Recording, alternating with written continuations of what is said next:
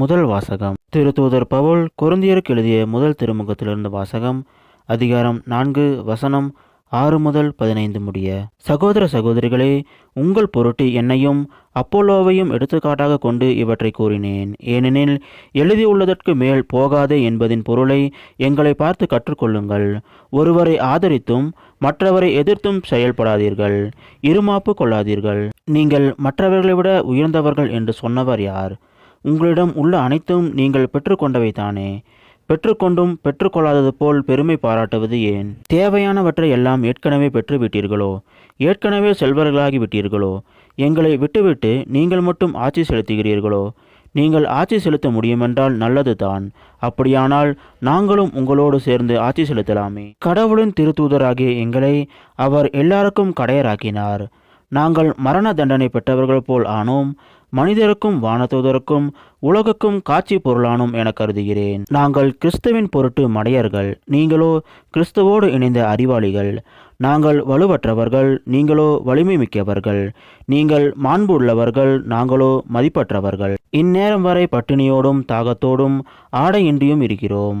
அடிக்கப்படுகிறோம், நாடோடிகளாய் இருக்கிறோம். எங்கள் கைகளால் பாடுபட்டு உழைக்கிறோம். பழிக்கப்படும் போது ஆசி கூறுகிறோம்.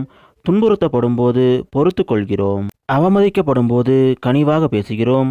நாங்கள் உலகத்தின் குப்பை போலானோம். இதுவரை அனைத்திலும் கழிவுப் பொருட்கள் என கருதப்பட்டு வருகிறோம்.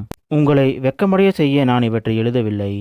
நீங்கள் என் அன்பார்ந்த பிள்ளைகள் என எண்ணி உங்களுக்கு அறிவு புகட்டவே இவற்றை எழுதுகிறேன். கிறிஸ்துவை சார்ந்த உங்களுக்கு ஆசிரியர்கள் பல்லாயிரம் இருக்கலாம், ஆனால் தந்தையர் பலர் இல்லை. நற்செய்தி வழியாக நான் உங்களை கிறிஸ்தவர்களாக ஈண்டெடுத்தேன். இது ஆண்டவர் வழங்கும் அருள்வாக்கு. இறைவா உமக்கு நன்றி. இன்றைய நற்செய்தி புனித லூக்கா எழுதிய நற்செய்தியிலிருந்து வாசகம். அதிகாரம் 6 வசனம் 1 முதல் 5 முடிய. ஓய்வு நாள் ஒன்றில் இயேசு வயல்வெளியே செல்ல நேர்ந்தது.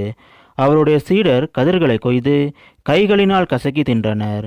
பரிசேயர் சிலர், ஓய்வு நாளில் செய்யக்கூடாததை நீங்கள் செய்வதேன் என்று கேட்டனர். அதற்கு இயேசு மறுமொழியாக, தாமும் தம்முடன் இருந்தவர்களும் பசியால் இருந்தபோது தாவீது செய்ததை குறித்து நீங்கள் வாசித்தது இல்லையா? அவர் இறை இல்லத்துக்குள் சென்று குருக்கள் மட்டுமே அன்றி வேறு எவரும் உண்ணக்கூடாத அர்ப்பண அப்பங்களை எடுத்து தாம் உண்ணது மட்டுமின்றி தம்மோடு இருந்தவர்களுக்கும் கொடுத்தார் அல்லவா என்று கூறினார். மேலும் அவர்களிடம், ஓய்வு நாளும் மானிட மகனுக்கு கட்டுப்பட்டதே என்றார். இது கிறிஸ்து வழங்கும் நற்செய்தி. கிறிஸ்துவே உமக்கு புகழ்.